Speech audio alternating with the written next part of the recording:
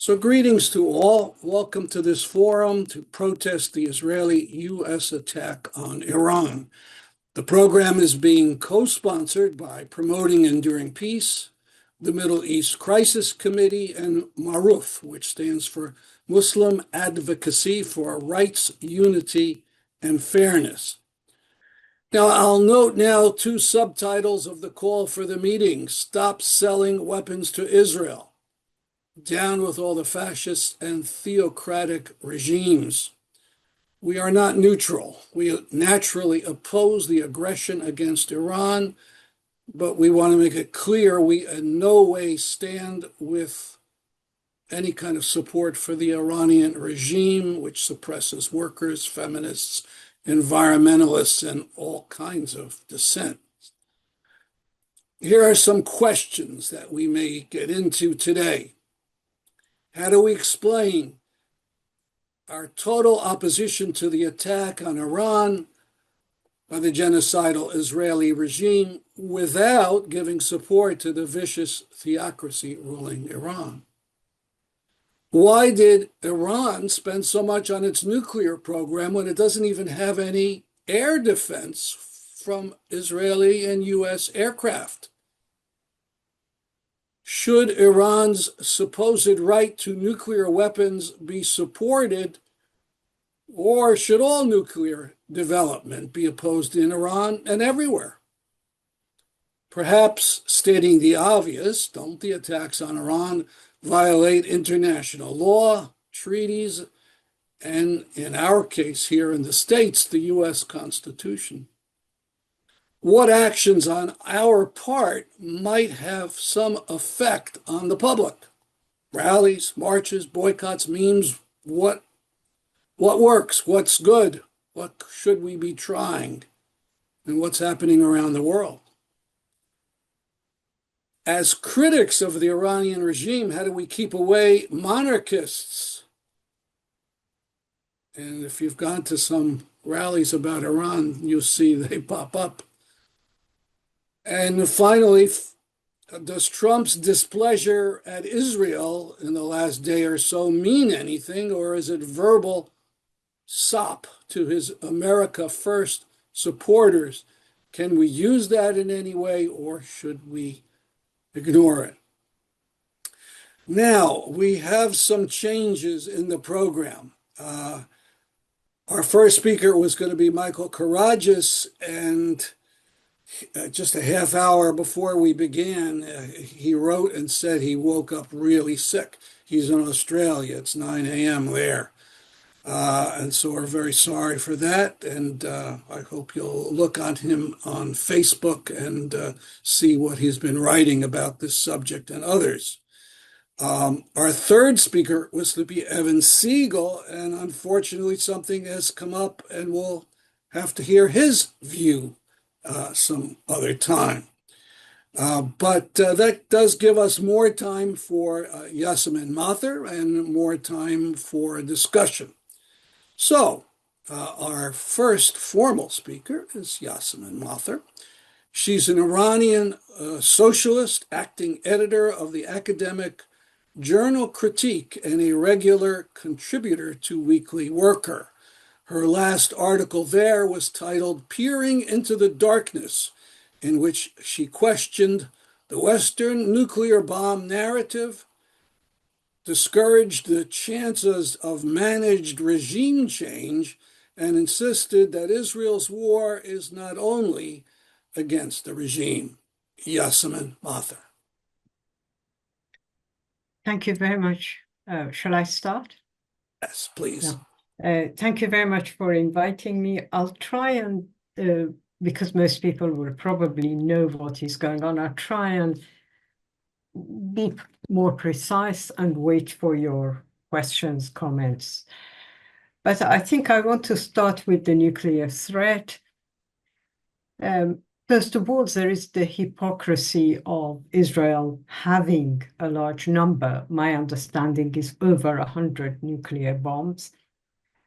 Complaining about Iran maybe getting to a stage where it can build a bomb. So no one, including IAEA, including the US is saying that Iran has a nuclear bomb.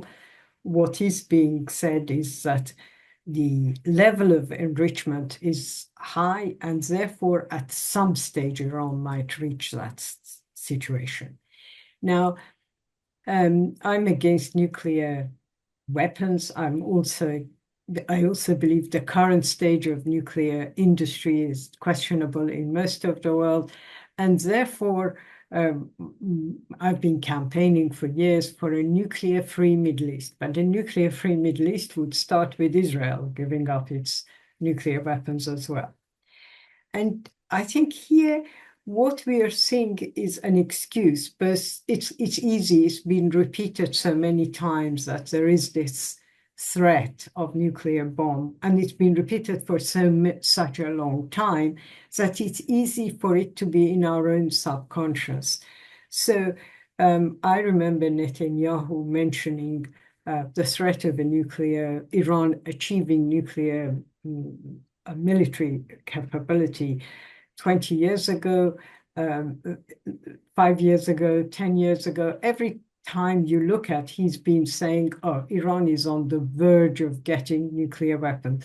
It used to be a few months, a few weeks, now a few days. So this is not the real reason. I think Israel is very keen to get rid of regional rivals. And in this, Iran is considered, with its 90 million population, with a young population that is technically quite advanced for a global South country, Israel really doesn't want Iran as an entity. It would rather Iran was replaced by smaller countries, independent Kurdish Iran, Baluchistan Iran, and all the rest of it.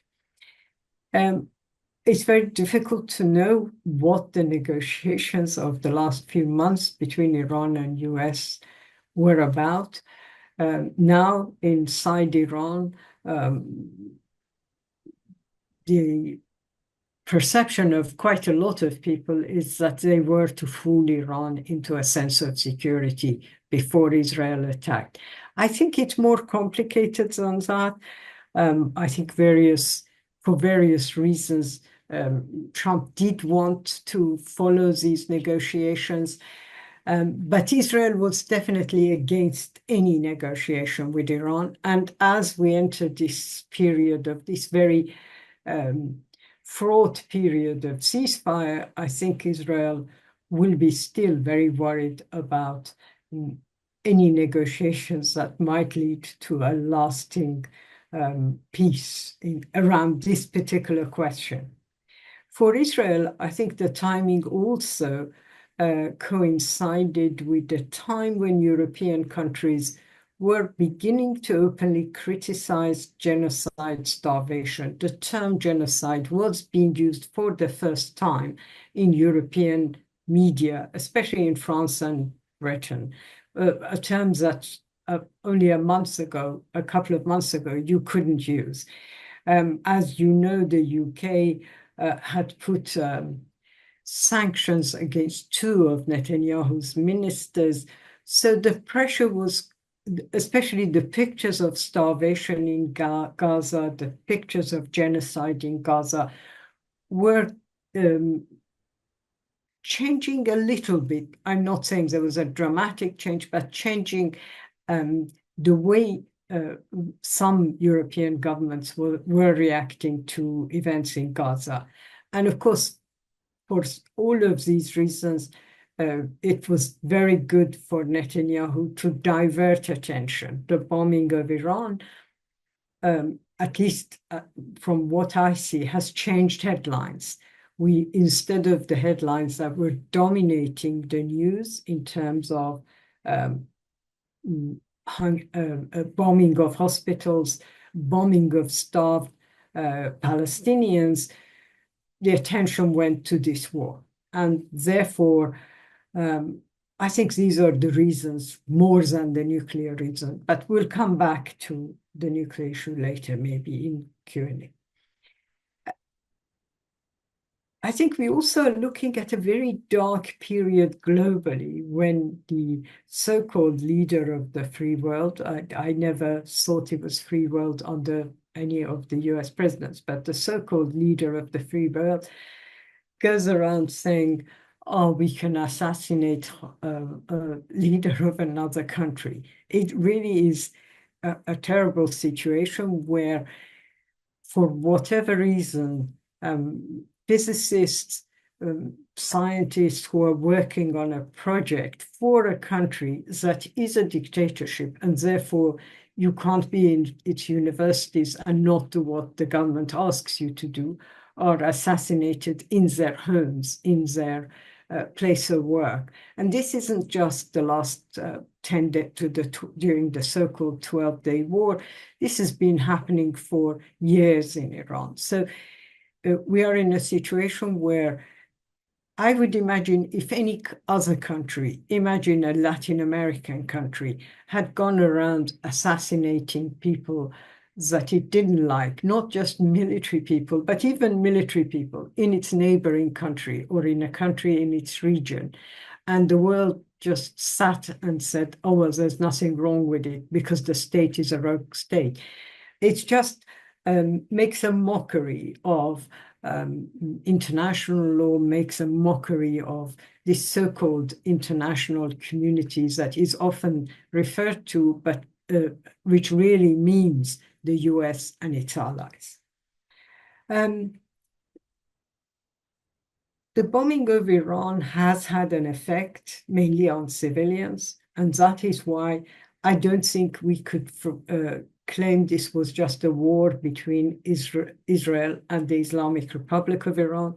The victims have been some of the leadership of the Revolutionary Guards, but in much larger numbers, around 700, my understanding is, civilians have been killed. And of course, Israel's publicity is all about civilians killed in Israel, which is also terrible, but it claims that its targets were all extremely accurate.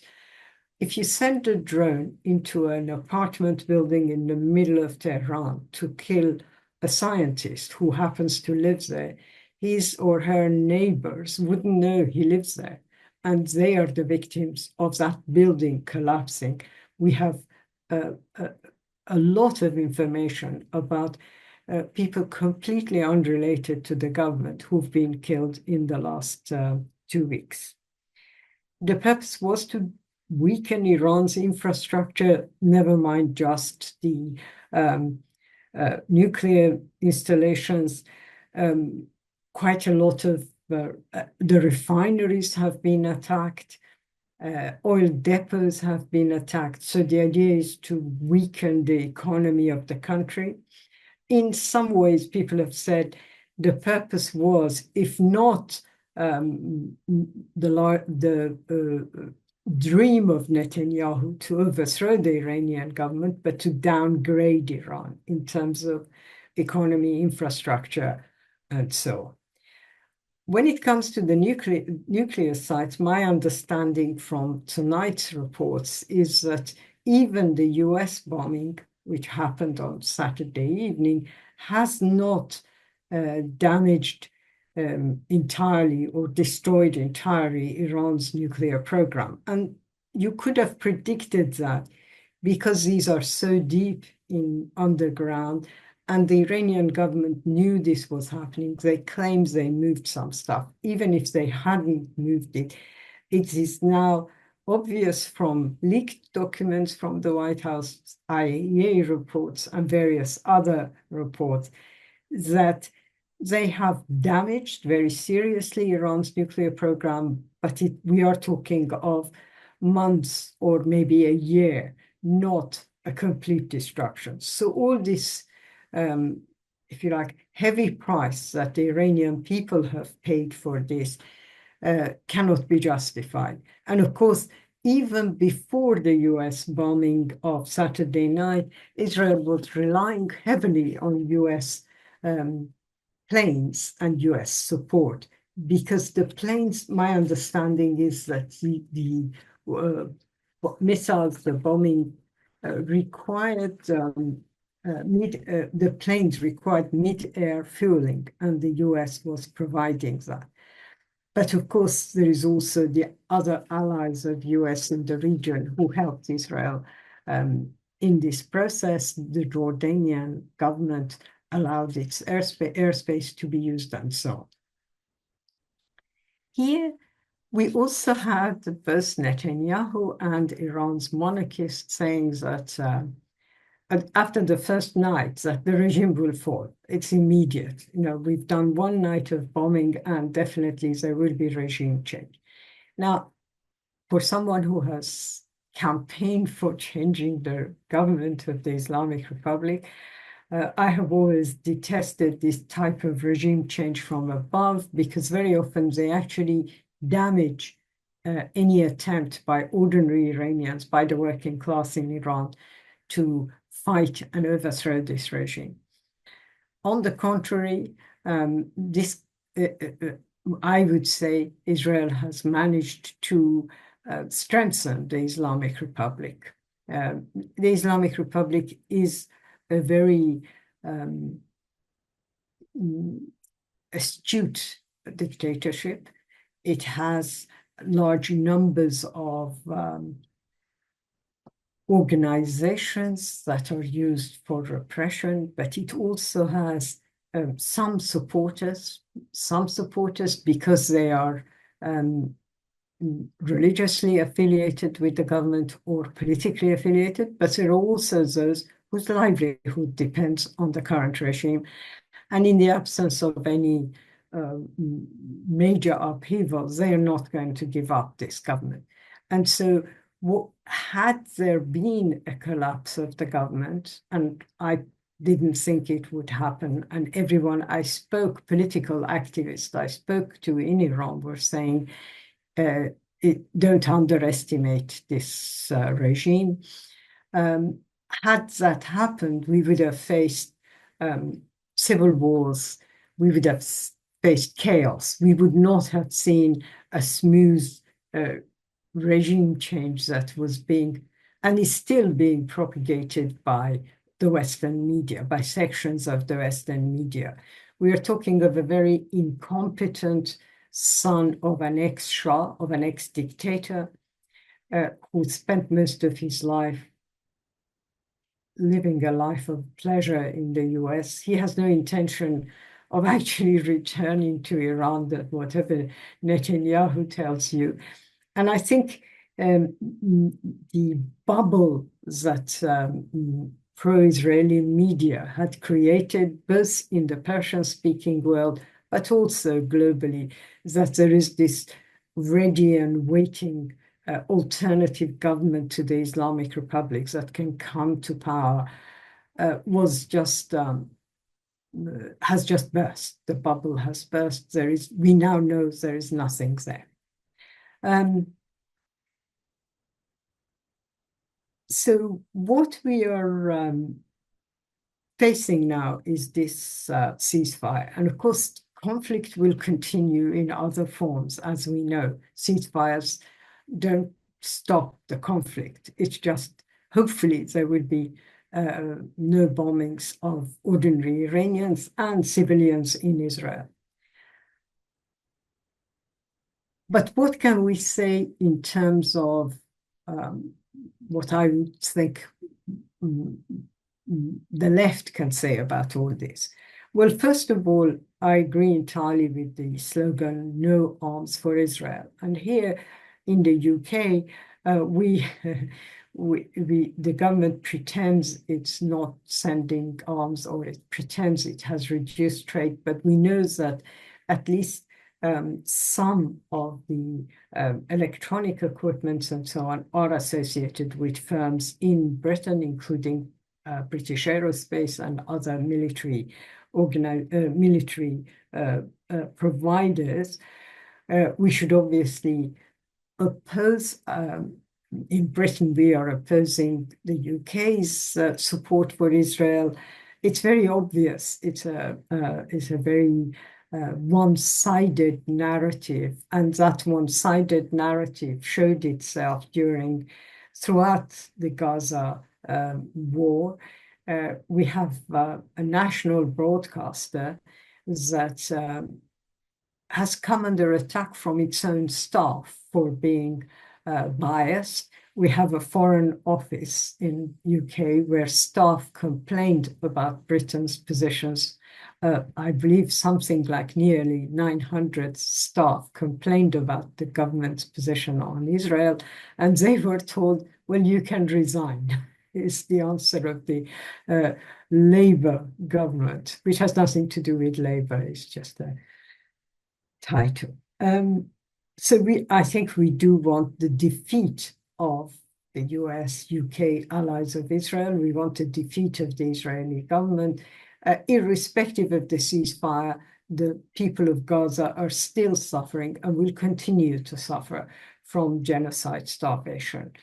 And it really is clear when you go, for example, to demonstrations in London, that the ordinary people of this country are completely opposed to the kind of propaganda that the state and its broadcaster put out in terms of the right of Israel to defend itself because of October 7th and so on. But then I think in Iran, the situation is very difficult. So first of all, during the bombings, I think people stopped or rallied around the nation, the country, rather than the Islamic Republic. And here, as a Marxist, I have dual feelings on this, because obviously this strong level of nationalism that Iranians have was good in the last 2 weeks, but it's bad in other aspects. It is a very patriotic type of nationalism and relies on culture, history, some of which is good, some of which is not so good. The fact that we had an empire 5,000 years ago does not really influence my opinion of the situation. But you can see that level of nationalism whenever Iran is being attacked. During the Iran-Iraq war, we saw it. We are seeing it now. So it's a dual thing. On the one hand, it's good that people didn't support Israel, but it's bad that there is this kind of false impression of superiority because of a Persian empire that was defeated after all. However, I think there are a lot of tasks that can be done in Iran in order to not just weaken the regime, but also to prepare the way for a genuine regime change from below, for uprisings and so on. And one of the ways that one has, there are many demands we can put forward. Iran is a very privatized economy. It's still in the throes of neoliberal economic policies. There's a lot of one of the sections of the populations that have been seriously affected by the war are this huge number of precatoria, workers with no major job. They are Uber drivers, food delivery people. It's a huge industry in Iran. Obviously, all of these people are now facing even worse economic situations than they ever did before. We have sections of mafia capitalism associated with various factions of the Iranian regime who control the food distribution markets and so on. And they actually benefit from sanctions. So sanctions, rather than weakening the regime, has strengthened sections of these types of mafia capitalists. And in those terms, we should demand nationalization of industries, control of these, criminalizing the activities of these black marketeers who benefit from sanctions and are associated with the government.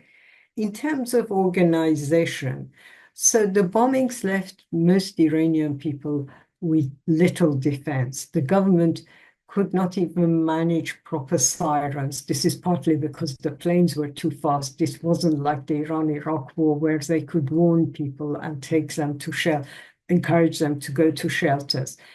At various times, the internet was completely down. There are two stories. One is that the infrastructure for the internet was damaged. The other is that the state stopped it. But whatever the reason, warnings were not given for people to save their lives. And as a result, more people died. However, communities organized very well, self-organized. And this is something that a lot of people in Iran are telling me, is that the traditions of COVID, where people were left defenseless against the pandemic, with the state not doing what a state should do in terms of defending its citizens, local communities had organized help groups for people. And this is something that can be the foundations of communities within local committees, local councils, which are quite familiar to Iranians from the time of 1979 for a different generation, but we can see it. The state will not control prices, so there has to be a serious campaign to combat this. The state must come under pressure to continue what it had started, but very under pressure it had started it, which was the acceptance of the right of women to choose what they were. And I think the danger is that now, with the excuse of the foreign threat, quite a lot of repressive measures that had been a little bit relaxed over the last year will come back. And obviously, there has to be resistance, because if the state starts infringing on any of those limited freedoms, it will go further. There is also the issue of revenge. Now, the Iranian government is claiming that some people were agents of Mossad and helped Israel. I'm sure there were some, but what comrades inside Iran are telling me is they are fearful that the government would do the type of revenge it did at the end of Iran-Iraq war. At the end of Iran-Iraq war, the Mujahideen Khalq, supported now by neoconservatives in US, Giuliani and so on, waged a show attack in the west of Iran. It was defeated. It was inevitable. They were supporting Saddam Hussein at the time. They were defeated, but the government took revenge by going to prisons and executing political prisoners, not just members of Mujahideen who had nothing to do with their activities in Iraq, but also the left. Quite a large number of leftist activists were executed during that period. So there is a precedence for the Iranian government taking revenge on political prisoners. We should be wary of that. And inside Iran, people are very concerned that that might happen. We have to also fight this silly ideas that you can achieve regime change by bombing people. We should campaign about this, not just about Iran, but about anywhere else. And I think that is also related to Hamas, irrespective of whether we like Hamas or we disagree with it or we don't like it or we think it's an Islamic organization or isn't. You can't change the mood of the Palestinians in Gaza in terms of demanding their right to exist and their right to national rights by destroying or killing leaderships of an organization or killing tens of thousands of members of that organization. That kind of idea is just, first of all, it's barbaric. We are talking of barbarism, but also it has the reverse effect, because for everyone you execute, for everyone you assassinate, others will replace them. The question is, why are these forces exist in the Middle East? Well, they exist because the Europeans, the Americans, were very keen for dictators in the region to get rid of leftists, to get rid of even liberal activists, but definitely the left. And it is that policy that has led to the rise of these Islamic groups, because the poor have nowhere else to turn. And mosques and clerics are using this vacuum for this.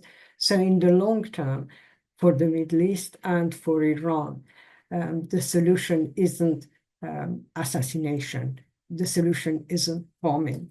And we have to do what we can to make both public opinion, but also comrades and friends near us to understand the problems with this kind of short-term politics being day and night propagated by the media, at least in the UK. That's all I'm going to say. I will say a lot more in Q&A and any comments that comrades. Well, thank you very much for those comments. I'm going to read something short that Mike Karagias wrote. I think it's worth mentioning. And then I'm going to ask the first question. It'll be a short one. And then we'll go to the audience. So just yesterday, I think, Dr. Karagias, he's a professor, I believe, of sociology at the University of Sydney. He wrote, "What looked like Trump's shift towards the preferences of Saudi Arabia and other Gulf oil monarchs on a number of regional issues which were different to Israel's, except in occupied Palestine itself, spooked Israel. But by demonstrating its awesome firepower and its capacity to do immense damage, whether or not that suited Trump's timing and preferences, of which there is debate, Israel again demonstrated its main use to U.S. imperialism as a massive armored garrison state that can be used to keep the region in line when necessary. It has been said that Israel's actions awed Trump, and as a grand narcissist, he rapidly swung into first claiming it as his own, to bringing the U.S. in directly. But it is not only about Trump's ego. Israel also awed the U.S. master, reminded it again that as a colonial settler state, it remains the indispensable ally." And that's what Mike Karagias wrote yesterday. So the first question is, I heard there was a very large demonstration against the attack on Iran in London, I guess it was, in Britain. Could you tell us about that? Okay, so we have every 5 to 6 weeks demonstrations in London against Israel and the events in Gaza. And this time it was planned as a demonstration about Gaza, but then it coincided with the Israeli bombing of Iran. US hadn't yet bombed Iran, but it did, as you know, later that day. So the demonstration usually gets a few 100,000, and this time there was about 350,000 people. So mainly UK citizens of various origins, but also British, UK born, and I feel like local people. Iranians joined this demonstration in reasonably large numbers. Now, I would say a small group were associated with the embassy, but there were a lot of Iranians living in UK who joined the demonstration who were opposed to the Islamic Republic. This included, for example, students who came from Oxford, from University College London, from King's College London, they had their own section, and in it they made clear they didn't support the Islamic Republic, but they also, for example, some of them were carrying banners because Netanyahu, if you remember, used life, woman, freedom, the protests against hijab in one of his first addresses to the Iranian people the second night after the bombing of Tehran. And they had this poster saying, don't use that slogan, you murderer. So that was the way they were trying to show, on the one hand, their solidarity with the movement that happened in 2023 in Iran, but also their opposition, 2022, but also their opposition to Israel. Other slogans about Iranian people taken hostage by Khamenei, but being bombed by Netanyahu, and other various ways people expressed their opinion about the bombing. I think it was a successful demonstration in that it showed you could oppose the bombing without falling into the trap of supporting a theocracy.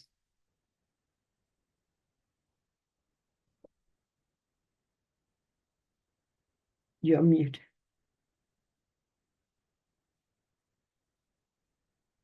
We can't hear you. Sorry, you're muted, so we can't hear you.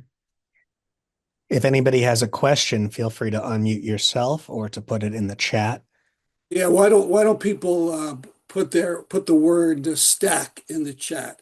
I'm going to first put the name of the websites of the sponsoring organizations in there, and then is the chat open for the public now, Dan?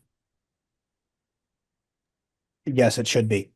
Okay, so if you'd like to ask a question or if you want to talk, we'll have like a 2-minute time limit on any remarks, and then if it's a question, we'll ask Yassamine Mather for a comment.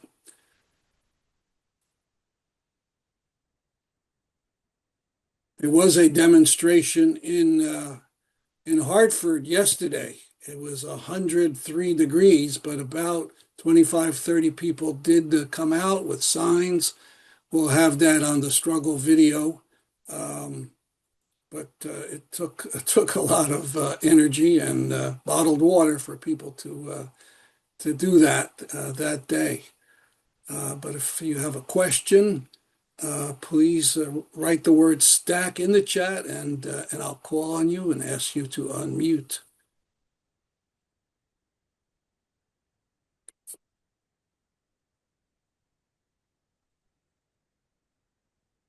Interesting. May I ask a question about the labor movement? We saw some statements in the chat. Maybe you see the word Siavash Shahabi. He's an Iranian who I believe is in exile in Greece. And he talked about the statements by a number of unions. And Yasmin, I don't think you talked about that. Are unions important, number one, or are they all underground or whatever? And are they speaking out about the war? The leaflet the statement he's referring to was signed by a very large number of workers' organizations. Now, some of these are not really legal. They're semi-open, semi-legal, if you know what I mean, like the Wahed Bus Company workers, the Association of Free Trade Unions. They are part of that toleration that I've said the last few months we have seen, but it doesn't mean they are free as such. Very often they're arrested, their leaders are arrested and then released. And their statement was that workers demand an end to this war, we demand an end to the bombing, we can't continue our struggles under these circumstances, which was very true. Two of the places that Israel bombed in Tabriz on the third day of the bombing were factories. One is called Tractor Sazi. It's a tractor making factory. It's an old establishment where there is tradition of labor struggles. There's tradition of leftist activities. And another one was a factory, Asaluye factory. Again, in Asaluye factory, we had a series of workers' protests, workers' strikes. And to go and bomb these two was really, if you were serious about the Iranian people, you wouldn't do that. But obviously, as far as Israel was concerned, they were part of the infrastructure. Israel wanted to weaken the infrastructure and it bombed it. So we had the leaflets from, it's a very long list. It includes retired employees, teachers, nurses, so on.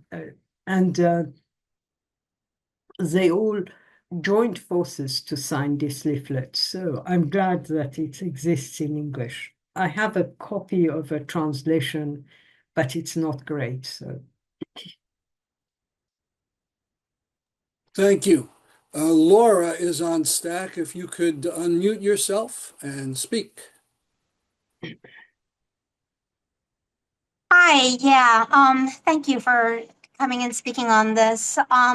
So I wanted to know, first of all, how much do you feel that this sort of greater plan that has been in motion for a while of this idea of the Project for a New American Century to take over the entire Middle Eastern oil supply, how much of a factor do you think that is in all of this, if any?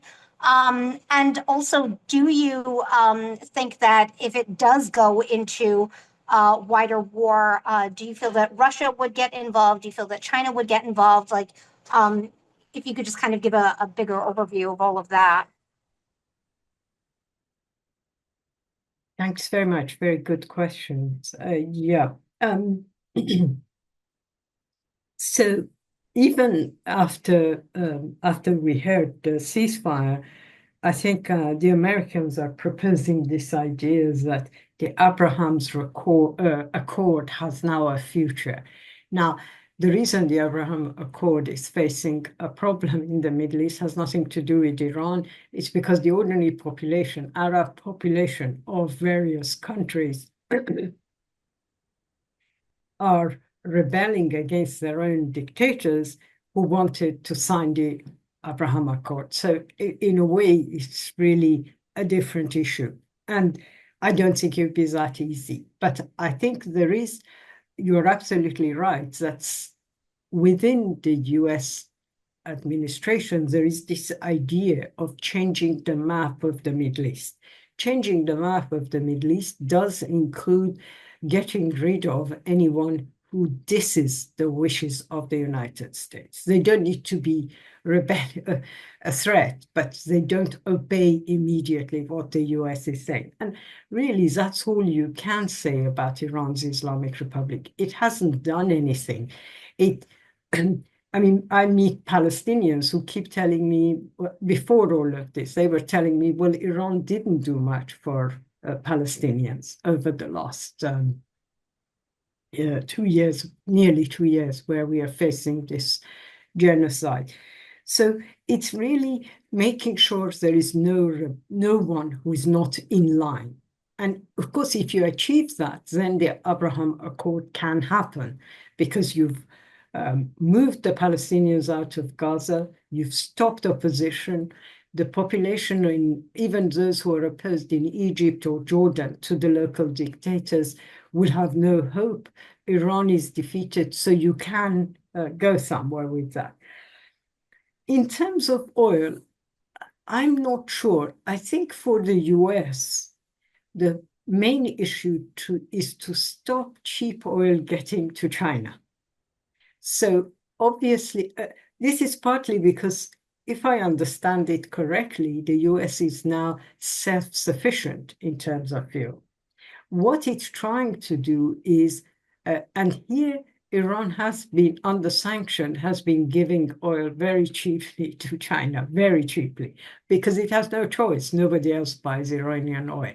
And the Chinese don't pay in dollars because they want to hide it from, of course, now we know Trump knows that Iran sells cheaper. Everyone knows Iran sells cheap oil to China, but they hide the amount by using the Chinese currency and various other ways they found to, if you like, avoid detection by SWIFT and other US dominated organizations. So yes, the idea here is to stop Iran and other countries selling oil to China at a cheap price. It's part of the global strategic view of weakening China. It makes sense for the US. In terms of your second question, well, there are a number of debates about Russia and China's attitude to the 12-day bombing of Iran. And here, there is disappointment. Disappointment because for all the, if you like, claims of the Islamic republics that they are best friends with Putin, well, Putin didn't do anything for Iran. And I knew he wouldn't, because for him, it's not, he's someone who's got his own dictatorial interests in mind. He's not interested in peace or countries that it allies with. So Russia claimed it was trying to mediate some negotiations, but I don't think even that was serious. Russia has good relations with Israel. In fact, I think Putin was questioned about this last week, and he said, well, a lot of Russians live in Israel, and Israel is the second largest Russian-speaking country or something like that. And of course, there is a lot more to it in terms of Russia's relations with Israel. And that might explain also Israel's position regarding Ukraine and all sorts of other issues that we know. China it's even more questionable. Well, China has an ambition, as far as I can tell, and that is to become the first hegemon power by defeating the US as a hegemon power. This won't happen tomorrow, it won't happen next year, but they have this policy of doing this. And in that, they are ruthless. They would sell anything that any ally in order to achieve that. And Iran isn't worth them fighting. They issue statements, they pass a resolution in the UN. They probably phone Iran and the Iranian leaders and say, oh, we are definitely backing you. But they're not going to risk a global war on the question of Iran. It's not worth it. And they haven't done it in the past. They haven't done anything for Gaza. I was, before the attack on Iran, someone was asking me about China and Gaza. And my response was, well, a young Swedish activist took a boat. I know she didn't succeed, but she took a boat as a gesture. That was important, to go to Gaza and help the Palestinians. There's the second largest economic power of this world. It says it's got technology far advanced of US, and in some areas, in my own area, I know it has huge technological advances. It did absolutely nothing about Gaza. What has China done about Gaza? Why can't it send at least ships to reduce starvation in Gaza? So I think the people of the Middle East who have been given this false hope of a resistance from Russia and China, a hope that they might be the saviors of the people of Global South, should really look at facts and see how these countries are not going to help the peoples of the Middle East. Thank you. Anyway. I want to share something with you all. Oh, that's the wrong thing, evidently.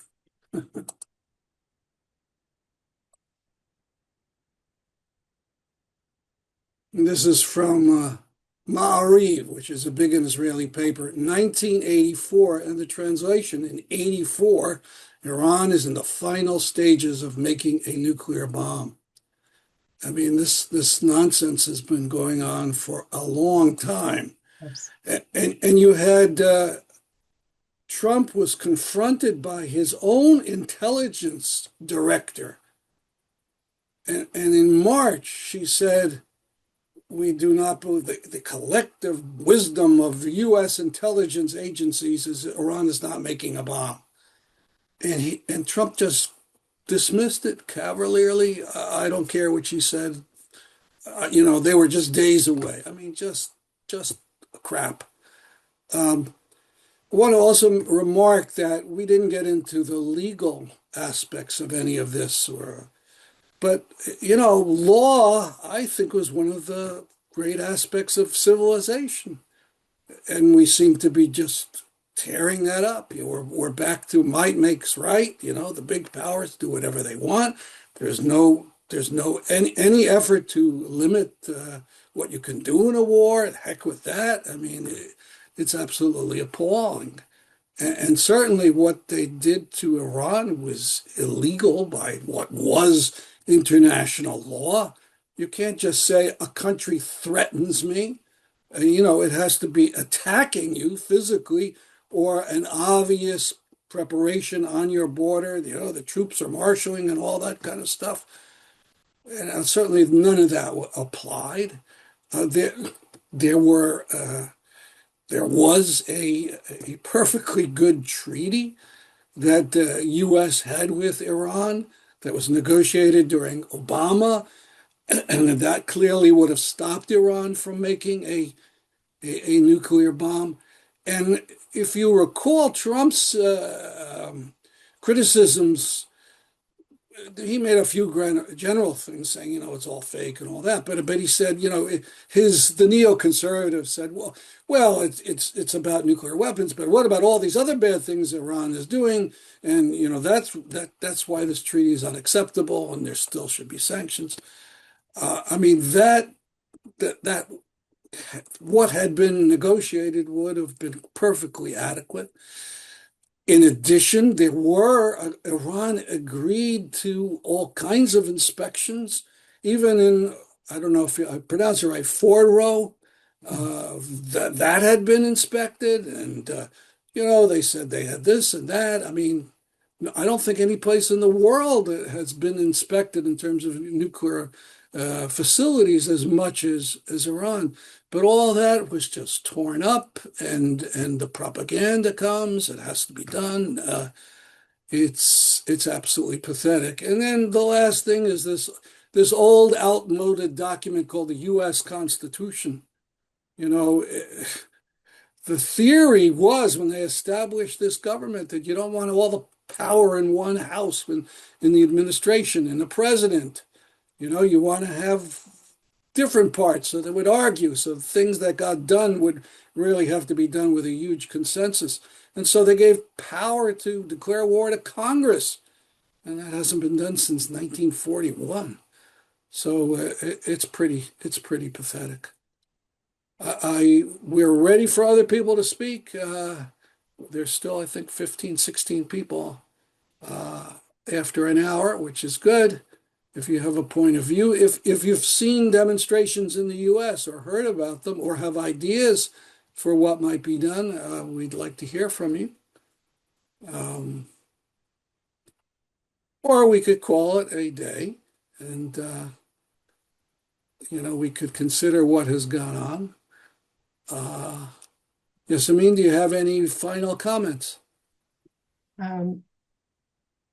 Just one comment on the JCPOA. You're absolutely right. The problem is that when Trump came to power the second time and said, oh, I want to make this deal with Iran, these negotiations were going on, everyone knew this would go nowhere because you couldn't get anything better than JCPOA, which he walked out of. So this whole month of negotiations, where he did this showman thing, you remember every time Witkoff met the Iranian foreign minister, Trump appeared and said, "Oh, we're making good progress. They're tough to negotiate, but we're making." It's all looks like it was all for show, and you can imagine that there is no trust. Okay, I personally don't trust the Islamic Republic either. But imagine you were in their place. You couldn't believe anything that this president says, because what would be the point of negotiating a nuclear deal when your experience of the last few months is that it was just waiting for bombing to happen. It was wasting time to prepare for an attack. We do have a question or a comment from Dan Fisher. Dan, if you could unmute yourself, go ahead. Sure. I was just wondering if you wanted to comment on what seems to me the theatrical, spectacular nature of these confrontations. According to an Iranian source called Amwaj, the U.S. had warned Iran ahead of time about their attacks on the Iranian targets. And of course, Iran warned the U.S. ahead of time on about their attacks on the U.S. bases in Qatar, and it just seems like this whole thing is has a theatrical, spectacular air that amongst other functions might be diverting attention away from the enormous repression going on domestically in both nations. And so I just wondered what you thought about that. Okay, that's a very good question. And okay, so I think the US didn't warn Iran, but the US could have done a lot more than what it did, right?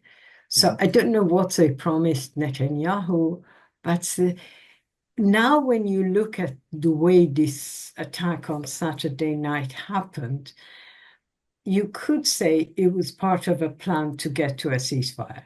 Right. So it's a very face-saving situation for Trump and Netanyahu, because they're saying, okay, we've destroyed Iran's nuclear industry. The reality is they haven't. From everything I read, that's not the case, but it gives them that. When I heard that Qatar is already aware that Iran will attack on Sunday evening, I was thinking, what is going on here? How did they know what is happening? Is Iran using a decoy? It wasn't, as you rightly point out. It was a very well-rehearsed retaliation. So in 2020, when Trump, in his first presidency, killed General Soleimani, the leader of Islamic Revolutionary Guard, Iran's retaliation was exactly similar. So they gave an information that they were going to attack Erbil and this base in Qatar, and that's what they did.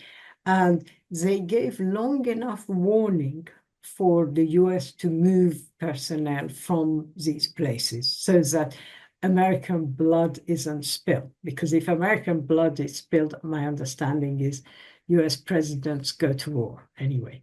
Go to bomb the place. So this was very well rehearsed, very constrained, very planned in some ways.